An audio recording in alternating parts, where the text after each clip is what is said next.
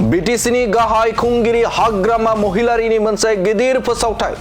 हाग्रामा महिलारि बिथांनि मोनसे गिदिर फोसावथाय। थाबैनो क'क्राझारनिफ्राय कारिगाव थांनाय लामा, बे थांनाय लामायाव लुफुंजागोन गोदानै फ्लाइअभार। बिटिसिनि गाहाय खुंगिरि हाग्रामा महिलारिनि मैया खौरां मेलनि गेजेरजों मोनसे एबा खौरांगिरिनि गेजेरजों मोनसे गिदिर फोसावथाय होदों। बिटिसिनि गाहाय खुंगिरि हाग्रामा महिलारि बिथांनि फोसावथाय एबा बिथाङा फोसावथाय होदों दे बे समाव हाग्रामा महिलारिनि गिदिर फोसावथाय। थाबैनो गोदानै जागोन कारिगावनिफ्राय क'क्राझारनि लामायाव गंथाम फ्लाइअभार। थाबैनो गोदानै जागोन कारिगावनिफ्राय क'क्राझारनि लामायाव गंथाम फ्लाइअभार। बिपिएफनि मेनिफेस्ट' थानाय बायदि बे जागोन फ्लाइअभारा। बिपिएफनि मेनिफेस्ट' थानाय बायदि जागोन बे फ्लाइअभारा। देबोरगाव, बालाजान, थिनालि आरो तितागुरियाव जागोन फ्लाइअभार। देबोरगाव, बालाजान, थिनालि आरो तितागुरियाव जागोन फ्लाइअभार। हाग्रामा महिलारिनि खौरांगिरिनि सिगाङाव बे गिदिर फोसावथायखौ होदों। हाग्रामा महिलारि बिथाङा खौरांगिरिनि सिगाङाव बे गिदिर फोसावथायखौ होदों। हाग्रामा महिलारि बिथांनि मोनसे गिदिर फोसावथाय। थाबैनो गोदानै जागोन कारिगावनिफ्राय क'क्राझारनि लामायाव गंथाम फ्लाइअभार।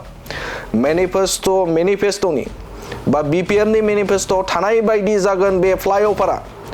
देबोरगाव, बालाजान, थिनालि आरो तितागुरियाव जागोन फ्लाइअभार। देबोरगाव, बालाजान, थिनालि आरो तितागुरियाव जागोन फ्लाइअभारा।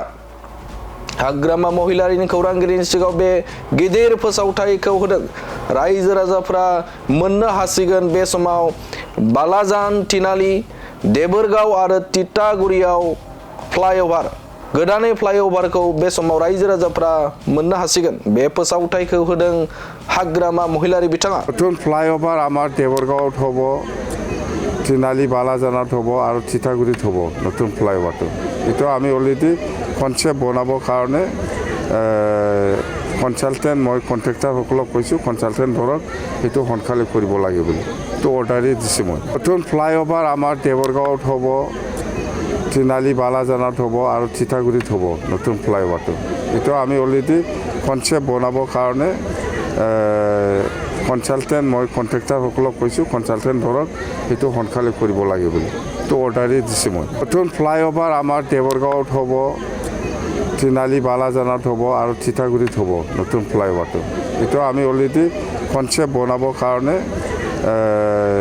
কনচালটেণ্ট মই কণ্ট্ৰেক্টাৰসকলক কৈছোঁ, কনচালটেণ্ট ধৰক সেইটো সোনকালে কৰিব লাগে বুলি এইটো অৰ্ডাৰেই দিছোঁ মই।